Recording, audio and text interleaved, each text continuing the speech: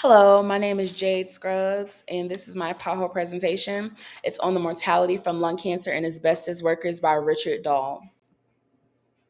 For my introduction, so the timeline for this study is basically a guesstimate at best because it never specifically specifies a timeline and never gives like, oh, this study started this date and it ended in this date.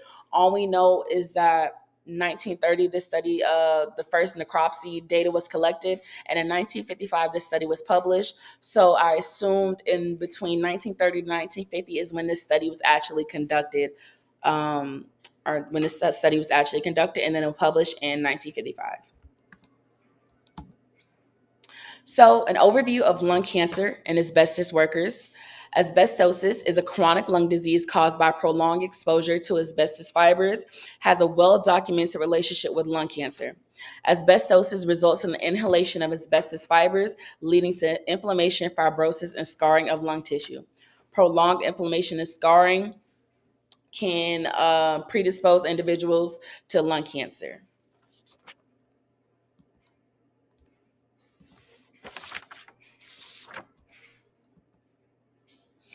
All right, so I want to talk about the significance of Richard Dahl's research.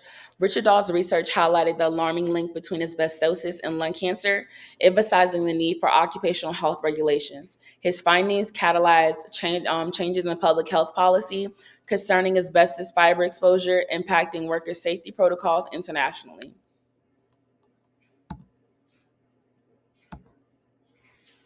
All right, so study design and methodology. So the type of research that was conducted, Richard Dahl's research on lung cancer mortality is a comprehensive epidemiological study based on the original data collected from necropsies of asbestos workers, highlighting a causal link between asbestosis and lung cancer. This study represents a significant analysis of health impacts in an industrial population over several years based on documented cases and historical data. So the study used a combination of observational and analysis or analytical research methods to investigate this relationship.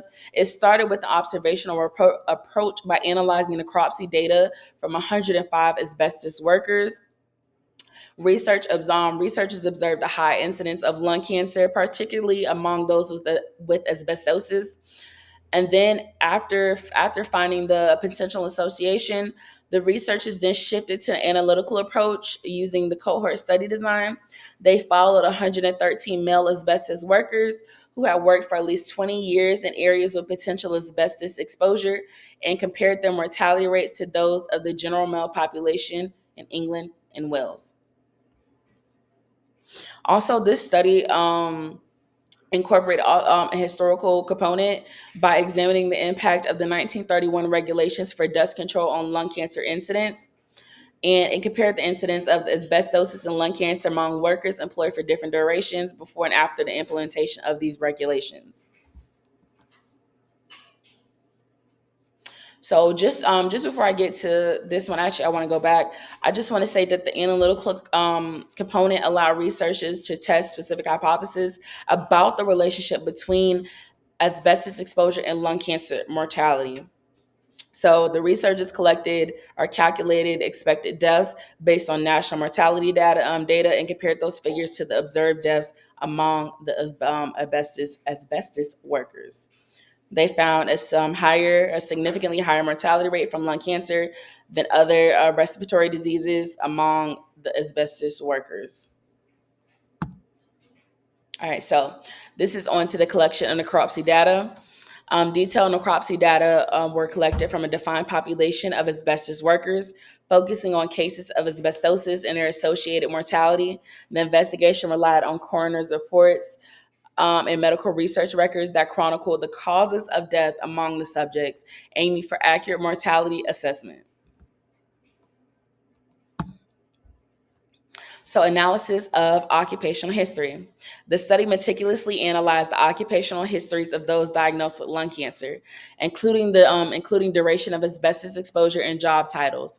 Historical employment records provided insights into the risks faced by different occupational groups, underscoring patterns of exposure that contributed to higher cancer incidences. So risk estimation methods, and this is basically just to show how statistically significant these results were, and that the risk that they use was relative risk. So the risk estimation methods involve calculating relative risk based on the necropsy findings compared to expected mortality rates in the general population. And that's basically what I had said earlier when I was talking about the analytical component, how the researchers calculate expected deaths based on national mortality data and compared these figures to the observed deaths among the asbestos workers. So this included analyzing man years lived and causes of death, allowing for a statistically significant understanding of increased lung cancer rates among asbestos workers and establishing causation. So it's not enough just to say that oh my gosh, it's like a high incidence rate between asbestos workers and lung cancer, but in order to actually from a data standpoint form a potential or a positive association, there had to have been some statistics involved, and relative risk was the method that was used to show how statistically significant it was.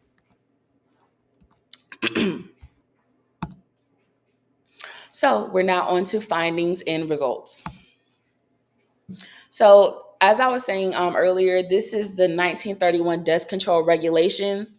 So to say what the 1931 Dust Control Regulations were, the 1931 regulations were developed after growing awareness of the devastating health effects of silica and other dusts, notably silicosis and pneumoconiosis, which were linked to significant mortality among workers. This awareness was spurred by one main event and then study. So the one main event was the Hawks Nest disaster from 1930 to 1935, a tunnel construction project in the U.S. that exposed workers to silica dust, leading to hundreds of deaths and public outcry. And then there were just studies conducted on silicosis, which is the pioneering research in the 1920s and 30s, particularly in Europe and North America, demonstrated the link between dust exposure and lung disease. So, the implementation of the dust control regulations in 1931 appears to have significantly reduced the risk of both asbestosis and lung cancer among asbestos workers. The study observed a decreasing trend in the incidence of these conditions as the duration of employment under pre regulation, high dust conditions decreased. Workers with shorter durations of exposure before 1933 exhibited a lower risk of developing these diseases. So again, as I've said multiple times throughout this PowerPoint, a higher exposure led to higher incidences of lung cancer, but not higher exposure, prolonged exposure, but a shorter duration or short exposure of a shorter exposure of asbestos led to a lower incidence rate of developing lung cancer or other respiratory diseases, but especially lung cancer. So, the historical causes of death data comparison. Data from necropsies conducted on asbestos workers shows a significantly elevated number of deaths from lung cancer when compared to expected mortality rates from other diseases. This disparity was starkly illustrated in a table comparing observed and expected deaths. And I'm so sorry, I was not able to get the table from the study and put it on here. But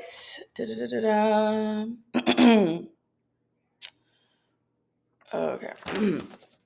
But the necropsy data, it detailed information on the causes of death of 105 asbestos workers with specific attention to cases involving lung cancer and asbestosis. And, excuse me. Table 4 is the comparison. The table 4 in the study is the comparison of observed deaths among the cohort to expected deaths based on national mortality rates for different causes of death. And for table 5, the detailed breakdown of asbestosis and lung cancer cases among the cohort, categorized by age, total employment duration of employment, and duration of employment before 1933.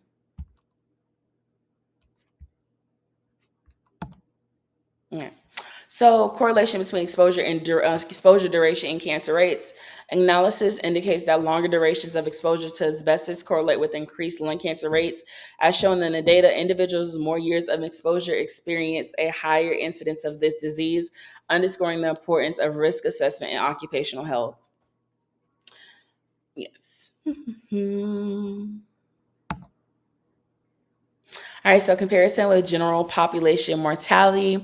Mortality rates among asbestos workers reveal a marked excess of deaths from lung cancer compared to the general population. This finding not only highlights the occupational hazards, but also prompts discussions on public health policies affecting worker safety. So, summary and key findings. The findings establish an undeniable link between asbestos exposure and lung cancer incidence among workers. Elevated mortality rates and correlations with exposure duration provide compelling evidence for enhancing safety regulations within the asbestos industry. So, conclusions of epidemiological importance. So, implications for occupational health policy. The findings underscore the need for stringent regulations in workplaces handling asbestos. Policies must prioritize regular health screenings and protective measures to mitigate exposure risk among workers, ensuring compliance with safety standards. Contribution to epidemiological knowledge. Dawes studies significantly advanced the understanding of occupational health hazards associated with asbestos exposure, establishing lung cancer as a critical concern. It provided a framework for future epidemiological research on similar occupational diseases. So, recommendations for future research. Further investigations should focus on studies tracking asbestos exposed workers over time. So, a prospective cohort study, studies on the effectiveness of current regulations in reducing incidence rates of lung cancer could provide valuable data for enhancing public health strategies. Long-term effects of regulations on asbestos use. Historically, regulations introduced in 1931 led to reductions in occupational exposure. Analyzing the long-term impacts of these regulations provides insights into their effectiveness and helps guide future policy decisions related to hazardous substances.